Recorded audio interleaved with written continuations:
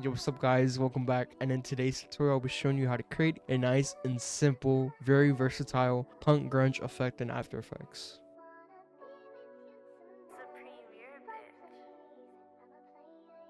First up right here is going to be her applying her makeup, then it's going to be a static shot where it's going to be her right here in the mirror, then like another clip that they masked out. Starting off, I'm going to create a new adjustment layer and make sure it's above our clip right here. So I'm going to go right here to my effects and presets tab, go to glow right here and just drag it in. Put a threshold at 36, then our radius at 173, and it's going to give this nice glowing effect. And the purpose behind adding your radius and increasing it is to get rid of this harsh effect right here.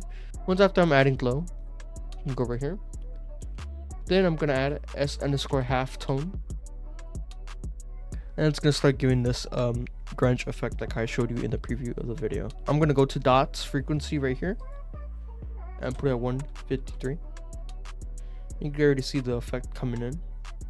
Then I'm going to put right here on our dots angle at 21.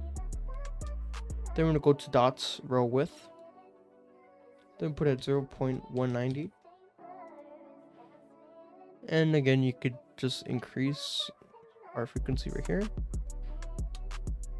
Just depends how you like your clip. So you can go ahead and mess with your settings. It just depends. You can also just mess with the colors. You can do like green. There's multiple different types of colors you can use. So you can use pink.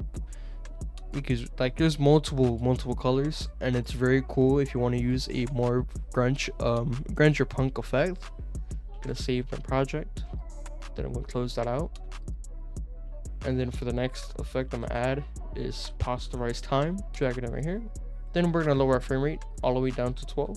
So yeah, save my project once again, close that out. Apart from that, if you followed this video step by step to the T, your final product should look like this.